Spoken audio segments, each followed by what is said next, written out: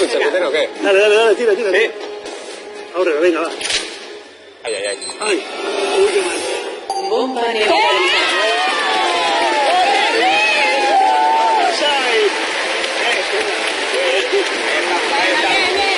Está en la parte interna de la pierna, se puede utilizar para hacer filetes y esas cosas. Muy bien. Segunda bomba para Jolín.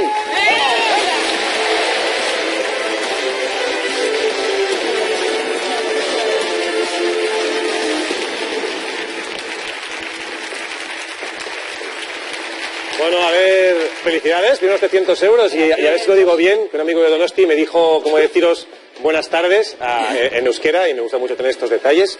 Soas Picutará, a todos vosotros. Pero no, sí tenía que ser, sí. Y... Lo mismo, Soas Picutará. Gracias y bienvenidos.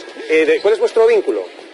Pues muchas gracias por haber venido, gracias por haber jugado. Gracias por el juego tan bien, la verdad que habéis jugado muy bien. Gracias por todo, me voy a despedir, así me acuerdo cómo era. Como dijo mi colega de Donosti, buenas tardes, Soas Picutará.